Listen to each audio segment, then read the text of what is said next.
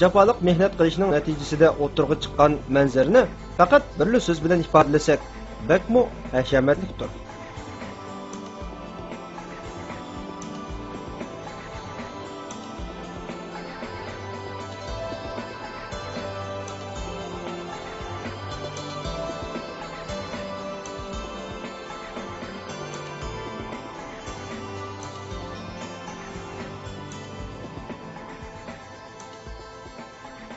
İnsanlarning yasag'iniga o'xshash haqiqiy bir to'sma paydo bo'lgan edi.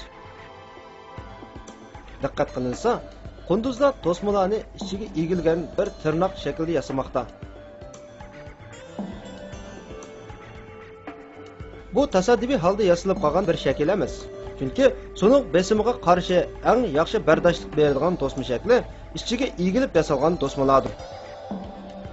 Amaliyotda zamonimizdagi zamonaviy suv elektr stansiyalarining to'smalarimi ichiga agma qilib yasaladi.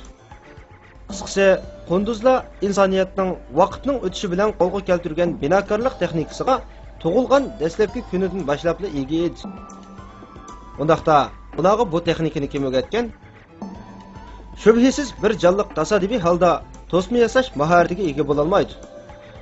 Suv besimiga eng yaxshi qarshi turadigan to'sma shaklini tasodifiy holda topolmaydi. Va bu mahoratlarni o'zidan keyingi nasllarga qoldira olmaydi. Qunduzlarga o'zidagi shu mahoratlarni bergan, butun jonliqlarni yaratgan va ularga qiladigan ishlarni ilhom qilgan ulug' Allohdir.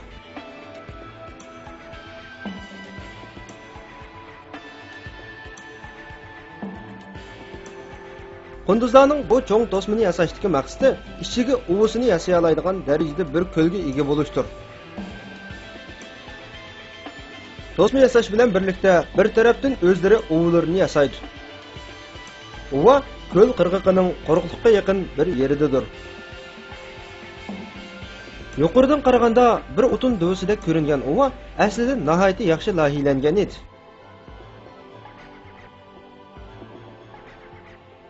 Uvulariga kirish faqat suv ostida mumkin bo'ladi. İchiga kirish uchun oldi bilan yushurun bir toneldan o'tish kerak. Toneldan o'tganda suv yuzining ustiga joylashgan maxfiy bir hujra uchraydi. Qunduz oilasi bu qurg'oq va bexatar hujrada yashaydi.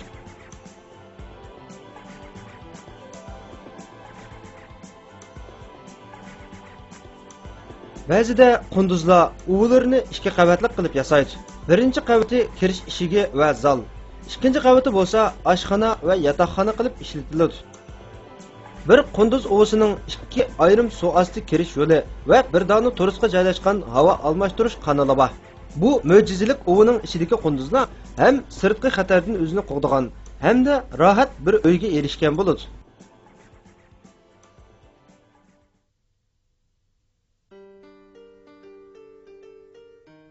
Qunduz bolalari dunyoga ko'zlarini uvining ichida ochadi.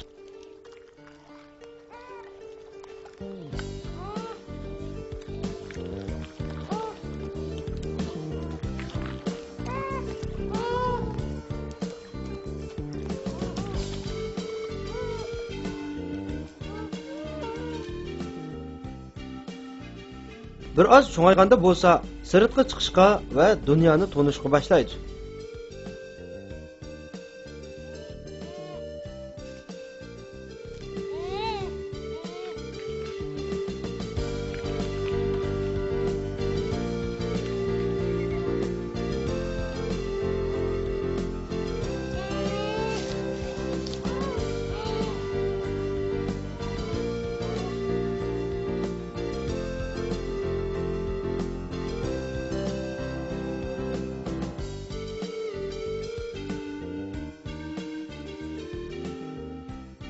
Erib ketganda onasining dumbisiga minish eng yaxshi ko'radigan ishlaridan biridir.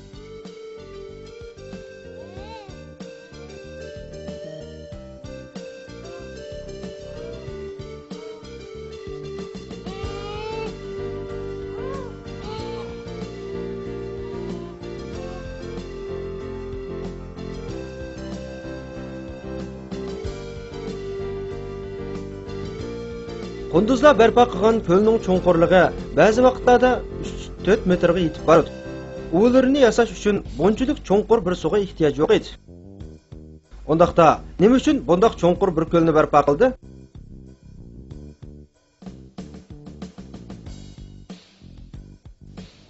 Savolning javobi qish mavsumlarida ma'lum bo'ladi.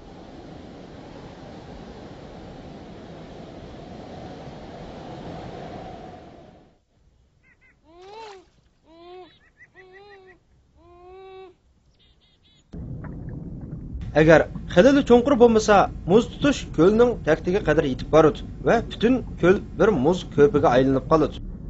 Bu bo'lsa, qunduzlarni harakat iqtidoridan mahrum qiladi. Qunduzlar xuddi buni biladigandek ko'lni kuchining yetishicha cho'nqurlashtiradi. Buning bilan qishda muzning ostida qalin bir suv qatlami qolib qoladi. Bu qunduzlarning harakat qilish va oziqlanishi uchun yetarlikdir.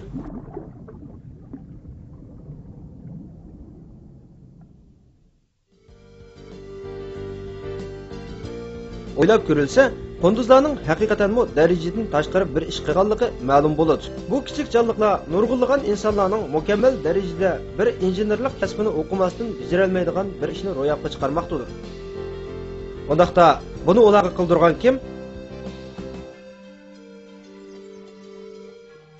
Qunduzlarni darajadan tashqari aqlli jonivorlar degili bo'lmaydi.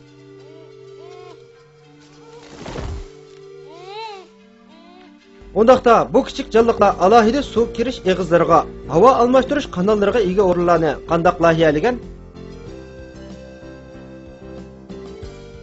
Dunyoning eng zamonaviy suv elektr stansiyalari bilan o'xshash saviyadagi to'smalarni yasashni qayerdan o'rgangan? Bular bu kichik umoq jonliqlarning aql va ma'lumotlaridan hal qilgan ishlar bo'lib,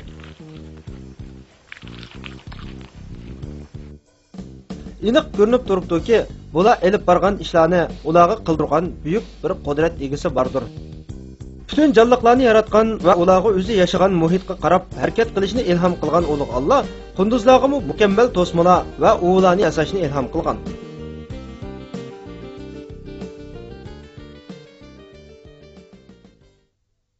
Qur'oni Karimning bir oyatida Allohning jonliqlar ustidagi hokimiyati mundaq bayon qilinadi.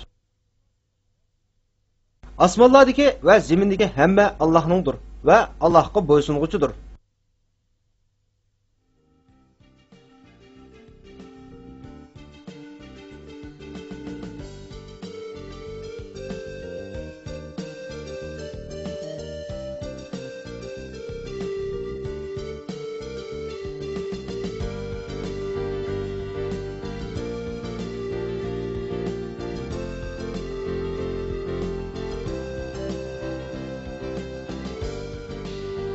Tabiatdagi boshqa binokorlik qurilishlariga qaraganimizda hammaning biror yaratilish mo'jizasi ekanligini aniq ko'ra olamiz. Bu vaqtdagi minglagan misollarning bir nechasini birlikda ko'rib o'taylik.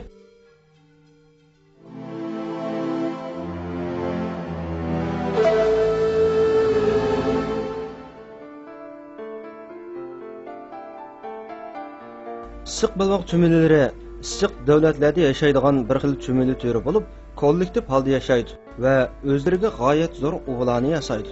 Ularning qurilish materiallari emgakchan issiq balvoq cho'mililarining shilganlarini ishiltish orqali tuproqdan yasalgan kesaklaridir.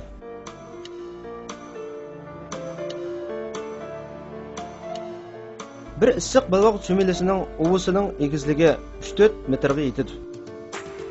Issiq balvoq cho'mililarining bo'yi bilan solishtirganda 20-30 qavatlik binoda keladigan bu o'g'larning yasalishi kishini hayron qoldiradi. Issiq balvoq cho'mililarining uvisining ichi cho'nqur kamarlar bilan to'lgan bo'lib, kamarlarning ich qismida taxminan 1,5 million issiq balvoq cho'milisi intayin umlikda bir-biriga moslashib yashaydi. O'g'larning to'g'ri kasmi yuziga qaraganimizda, bu kamarlarning ichida ayol podshohga oid maxsus bir hujra, teriqchilik maydonlari, iskilat va havo almashtirish yo'llari borligi ma'lum bo'ladi. Issiq balvoq cho'mililari bir tarafdan o'g'larning inshoot va remont ishlarini olib boradi. Bir tarafdan har ehtimolga qarshi tayyorlik olib boradi. Yana bir tarafdan bo'lsa, o'g'larining ichida dehqonchilik bilan shug'ullanib mo'go teriydi.